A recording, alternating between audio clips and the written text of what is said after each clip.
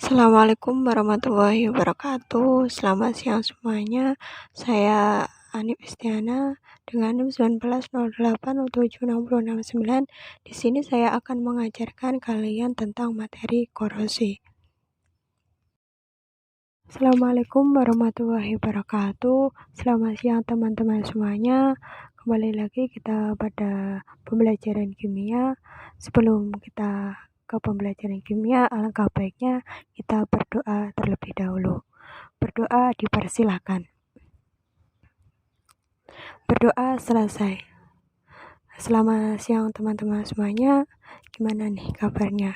Semoga kalian semuanya dan kita semuanya dalam keadaan baik-baik saja dan sehat sehingga kita dapat mengikuti pembelajaran kimia ini hingga akhir.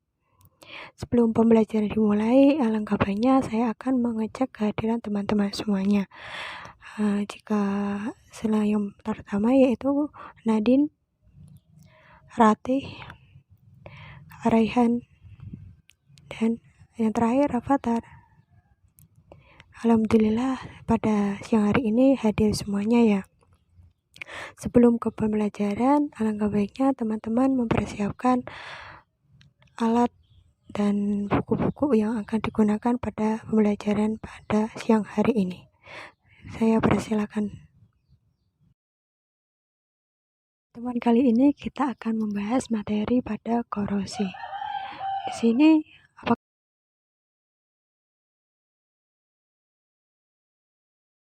pertemuan kali ini kita akan membahas pada materi korosi ya.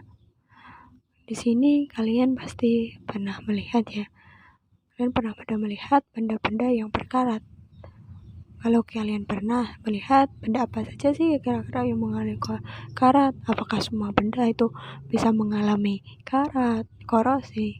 Enggak, biasanya korosi itu terjadi pada benda-benda yang terbuat dari logam. Seperti pada perkaratan besi. Besi itu adalah logam yang bisa berkarat. Kemudian apa sih kira-kira yang menyebabkan karat terjadi? Karat korosi itu banyak disebabkan oleh beberapa faktor ya. Yang pertama itu kita mungkin kena air, terelektrolit, ataupun permukaan logam itu tidak rata, ataupun terbentuknya sel elektrokimia ya. Itu penyebab-penyebab dari pengantar untuk pembelajaran korosi pada siang hari ini.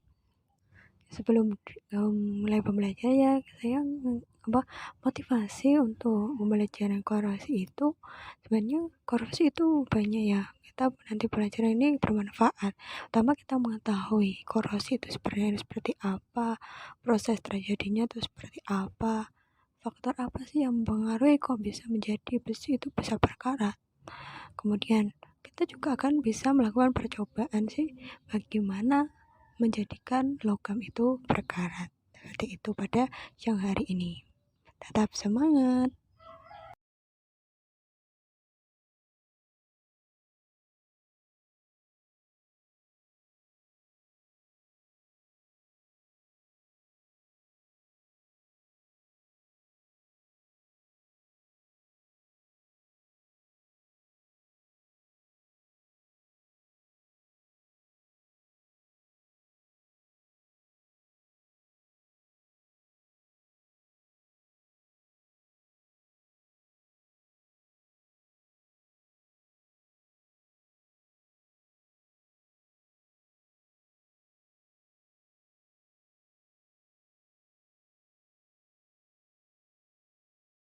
Alhamdulillah teman-teman semuanya sudah selesai presentasinya pada mempresentasikan percobaan yang sudah dilakukan tadi. Di sini saya akan menambahkan sedikit materi tentang korosi ini ya.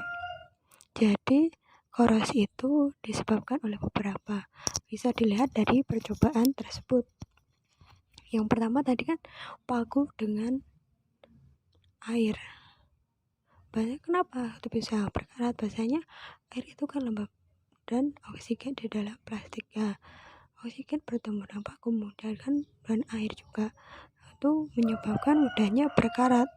Kemudian paku di dalam plastik itu tidak ada air, tidak ada H2O, kemudian keadaannya kering, tidak lembab. Nah, paku di sini berkaratnya akan terjadi lebih lama. Jadi kemudian pada percobaan yang selanjutnya yaitu air garam dengan paku, yang mana paku itu pun akan berkarat karena dalam gelas plastik tersebut ada air, ada O2, ada NaCl. NaCl pun itu bersifat elektrolit yang menjadikan mudah berkarat. Kemudian yang terakhir itu percobaan paku di dalam gelas plastik yang berisi air cuka. Nah, paku pun itu akan terjadi korosi, berkarat. Hal tersebut dikarenakan air, kemudian ada H2O dalam plastik serta berisi cuka yang bersifat asam. Nah, itu ketika bersifat asam menjadikan mudahnya korosi. Seperti itu ya teman-teman. Hasil dari percobaan pada siang hari ini. Jadi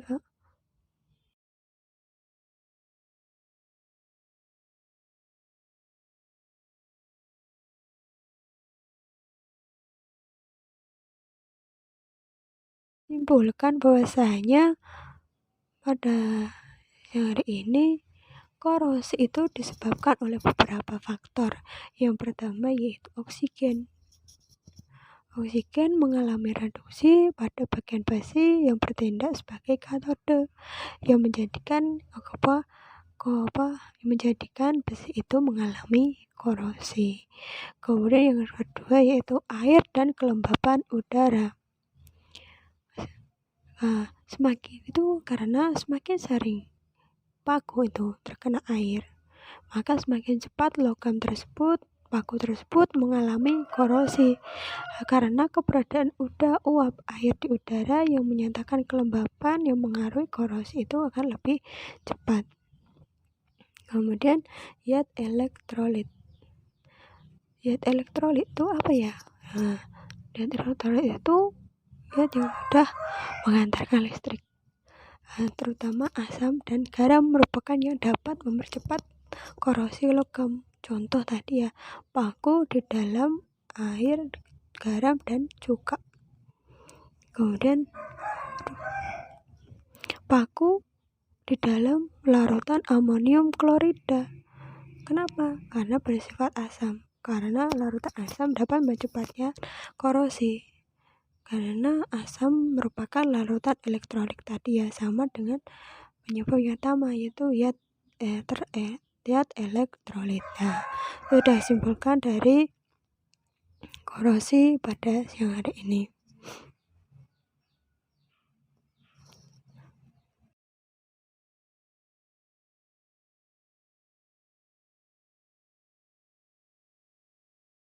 Ya, sebenarnya pembelajaran kimia itu bermanfaat ya, terutama korosi itu mudah kita temukan pada kehidupan sehari-hari.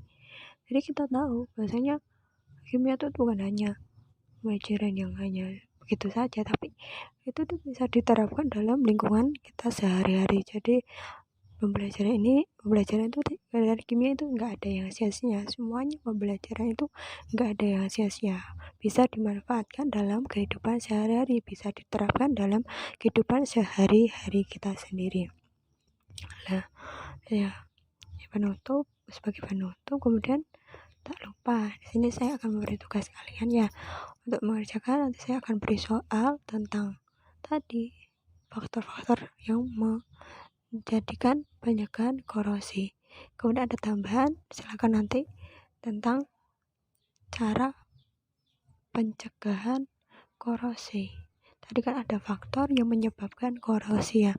Silakan teman-teman nanti mencari bagaimana cara mencegah terjadinya korosi.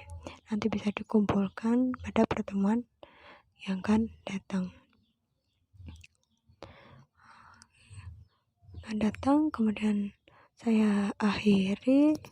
Saya ucapkan terima kasih kepada teman-teman semuanya telah mengikuti pembelajaran pada siang hari ini. Semoga ilmu yang kita dapatkan pada siang hari ini menjadi ilmu yang bermanfaat dan bisa berguna untuk kelak harinya. Yang bermanfaat, tapi tetap harus semangat untuk belajar ke depannya. Ya, tapi kita tahu misalnya tidak belajar tidak ada yang sia-sia, semuanya ada manfaatnya. Cukup sekian saya akhiri. Jika ada salah-salah kata saya mohon maaf. Wassalamualaikum warahmatullahi wabarakatuh.